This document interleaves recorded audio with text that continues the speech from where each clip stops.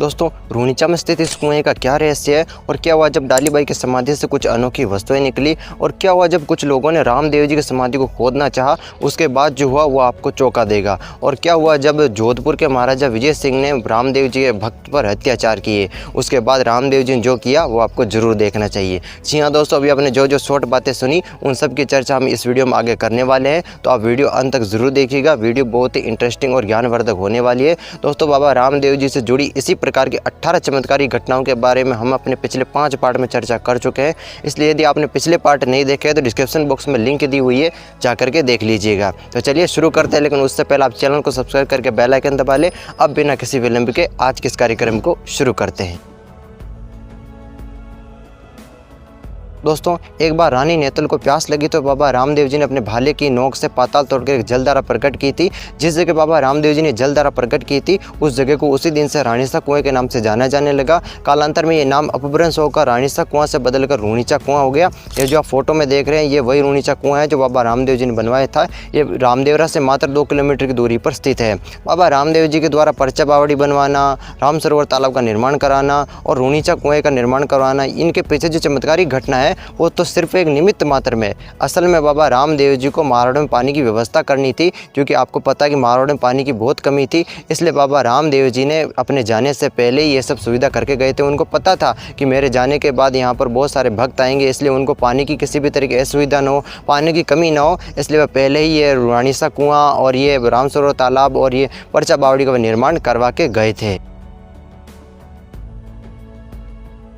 दोस्तों, अब जब बाबा रामदेव जी की सारी लीलाएं पूरी हो जाती है तो वह समाधि लेने की सोचते हैं, इसलिए वह सारे गांव वालों को इकट्ठा करके अपनी समाधि की सूचना देते हैं। सारे गांव वालों की आंखों में आंसू आ जाते हैं और सभी रुआंसा गले से बाबा रामदेव जी को इतनी कम उम्र में समाधि लेने से मना करते हैं। तो बाबा रामदेव जी उन सब के प्यार को स्वीकार करते हुए कहते हैं कि हे बंधुओं, मेरा इस सृष्टि में जिस कार्य के लिए अवतरण हुआ था वो कार्य पूर्ण हो चुका है, इसलिए अब मेरे सृष्टि में रुकने का कोई औचित्य नहीं है। उसके बाद बाबा रामदेव जी अपने जाने के बाद सभी को सत्य और धर्म के मार्ग पर चलने का आदेश देते हैं और साथ ही ये भी संदेश देते हैं कि हम सब एक ईश्वर की संतान हैं, इसलिए मेरे जाने के बाद यहाँ पर किसी भी तरह का जातिगत ऊंच नीच का और छुआछूत का भेदभाव मत रखना, हम सब समान हैं। उसके बाद बाबा रामदेव जी आगे कहते हैं कि मैं जा जरूर रहा हूँ, लेकिन अपने भक्तों के एक बुलावे पर सदा हाजिर रहूँगा। मेरे जाने के बाद तुम लोग मेरे समाधि स्थान पर मेरा मंदिर बनवाना और सच्ची श्रद्धा से मेरी पूजा अर्चना करना। मेरी कृपा से तुम लोग सदा खुशखुशाल रहोगे। जब पिता अजमाल जी ने बाबा रामदेव जी की समाधि लेने की खबर सुनी तो तुरंत दौड़ते हुए राम सरोवर तालाब की पाल पर आप पहुंचते हैं, जहां पर बाबा रामदेव जी समाधि लेने वाले थे।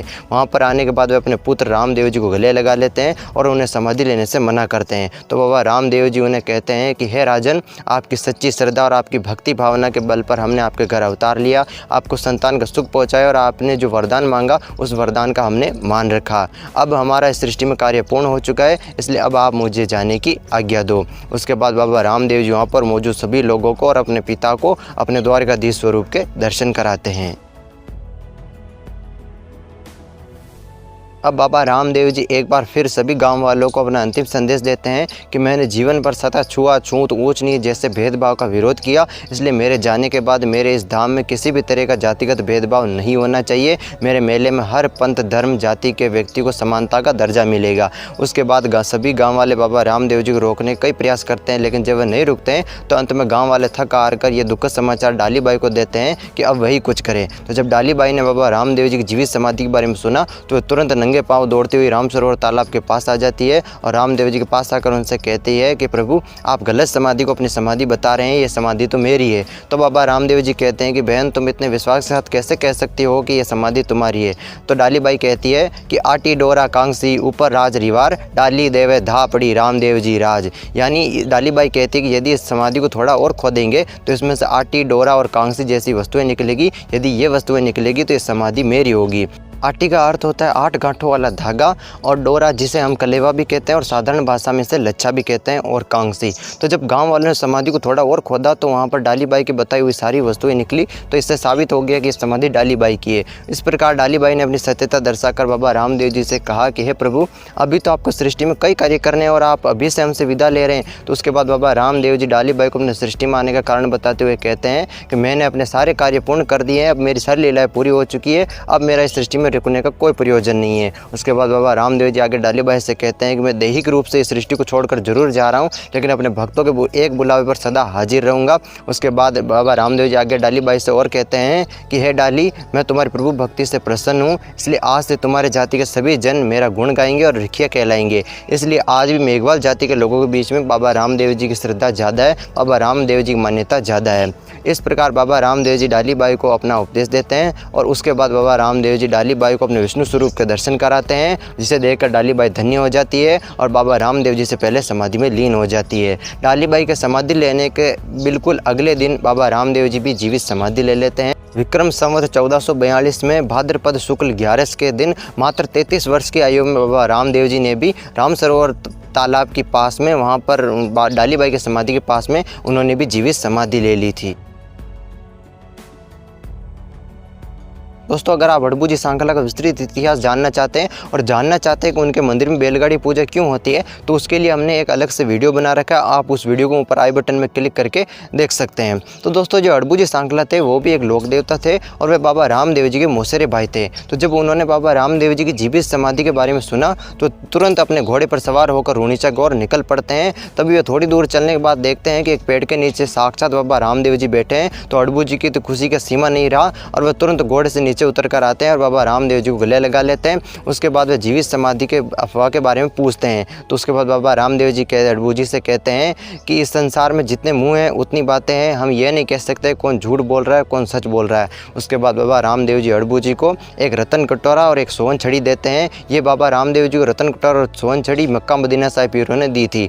तो बाबा रामदेव जी ये भेंट अड़बू जी को देखकर वहाँ से अंतर्धान हो जाते हैं। उसके बाद अड़बू जी वो भेंट लेकर रूणीचा की ओर आते हैं और रूणीचा में आकर देखते हैं कि वहाँ पर सभी लोग मायूस है। तो अड़बू जी उन सभी लोगों से उनकी मायूसी का कारण पूछते हैं। तो ये लोग कहते हैं कि बाबा रामदेव जी ने जीवित समाधि ले ली है। तो अड़बू जी कहते हैं कि वह समाधि कैसे ले सकते हैं, बाबा रामदेव जी तो अभी थोड़ी देर पहले मुझे रास्ते में मिले थे और उन्होंने मुझे रतन कटोरा और सोन छड़ी भी दी है। तो उन गाँव के लोगों ने कहा कि रतन कटोरा या सोन छड़ी तो बाबा रामदेव जी की समाधि के साथ ही दफना दिए थे, तो फिर ये बाहर कैसे आए। तो तुम्हारे को बाबा रामदेव जी समाधि पर भ्रम हो जाता है, इसलिए वह सच्चाई जानने के लिए बाबा रामदेव जी की समाधि को खोदते हैं। तभी आकाश में भयंकर आकाशवाणी होती है, भयंकर गर्जना होती है और बाबा रामदेव जी कुपित होकर कहते हैं कि मेरे मना करने के बावजूद भी तुमने मेरी समाधि को खोदकर मेरे विश्वास को खंडित किया है, इसलिए आज के बाद तुम्हारी आने वाली पीढ़ियों में कभी कोई दूसरा पीर नहीं होगा। इसलिए उस दिन से लेकर आज तक तंवर वंश में आज तक बाबा रामदेव जी जैसा कोई दूसरा चमत्कारी पीर नहीं हुआ।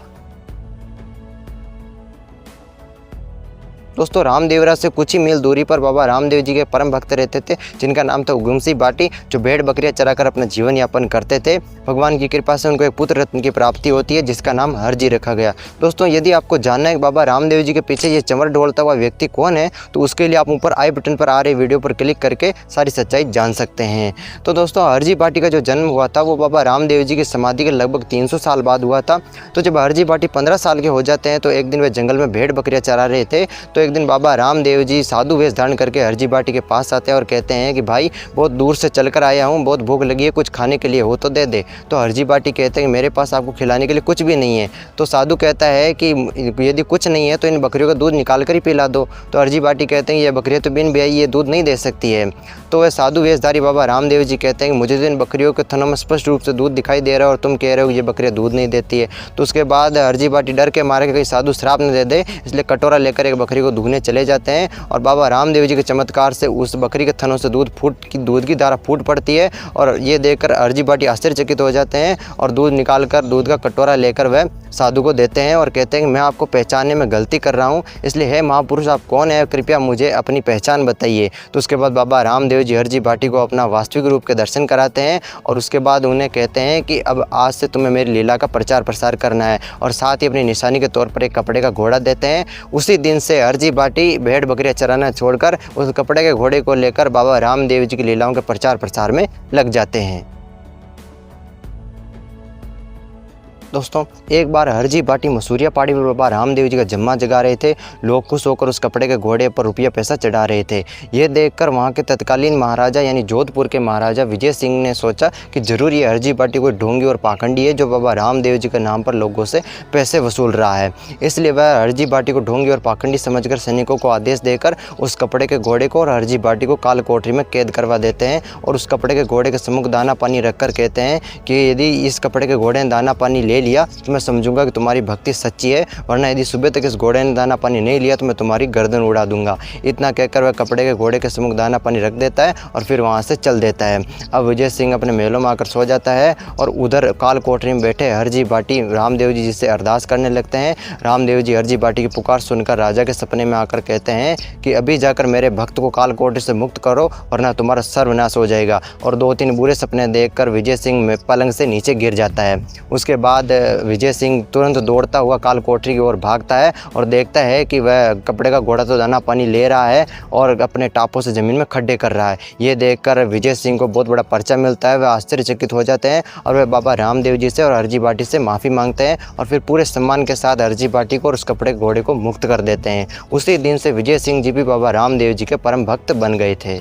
दोस्तों बाबा रामदेव जी ने ऊंच नीच और छुआछूत का भेदभाव मिटाने के लिए कई आंदोलन चलाए थे। उन्होंने दलितों के उत्थान के लिए कामड़िया पंथ की स्थापना की थी। बाबा रामदेव जी हिंदू मुस्लिम एकता का सम्मान करते थे, लेकिन वे कट्टर हिंदू समर्थक थे। इसलिए उस समय सूफी संतों के प्रभाव में आकर कई हिंदू मुसलमान बन गए थे। इसलिए उनको वापस हिंदू बनाने के लिए बाबा रामदेव जी ने शुद्धि आंदोलन की स्थापना की थी और बाबा रामदेव जी ने सबको एकता, समानता और समरसता का संदेश दिया। यही कारण है कि मारवाड़ का कुंभ कहे जाने वाले रूणीचा मेले में हिंदू मुसलमान का समन्वय देखने को मिलता है। पूरी दुनिया में रूणीचा एकमात्र ऐसा स्थान है जहाँ पर हिंदू और मुसलमान सारी कट्टरता छोड़कर एक दूसरे को गले लगाते हैं। बाकी सब जगह तो हिंदू और मुसलमान एक दूसरे को तिरछी निगाहों से देखते हैं। तो दोस्तों ये थी बाबा रामदेव जी के 24 चमत्कारों की कहानी। और बाबा रामदेव जी की 24 चमत्कारों की कहानी कोई 24 चमत्कारों तक सीमित नहीं है। इसके अलावा भी उन्होंने छोटे बड़े कई चमत्कार दिखाए थे। जो सबसे मुख्य है वो इनके 24 चमत्कार है जो सबसे प्रसिद्ध भी है, इसलिए हमने आपको 24 चमत्कारों के बारे में बताया है। बाकी आज भी बाबा रामदेव जी यदि कोई सच्ची श्रद्धा से पुकारता है तो बाबा उसकी पुकार को कभी अनसुना नहीं करते हैं।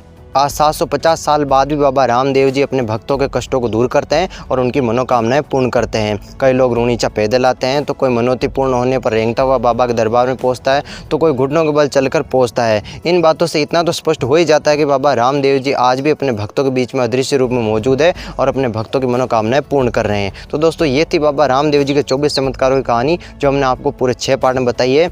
अब यदि आपको ये कहानी पसंद आई हो तो इसे लाइक कर दीजिएगा और अपने दोस्तों के साथ शेयर कर दीजिएगा। और इसी प्रकार की ज्ञानवर्धक वीडियो देखने के लिए आप हमारे चैनल को सब्सक्राइब कर लीजिएगा। और जिन्होंने पिछले पार्ट नहीं देखे हैं, डिस्क्रिप्शन बॉक्स में लिंक दी हुई है, जाकर के देख लीजिएगा। और ये आपको बाबा रामदेव जी के चमत्कारों की कहानी कैसी लगी हमें कमेंट बॉक्स में जरूर बताइएगा। और साथ ही जय राम साबीर के लिखना मत भूलिएगा।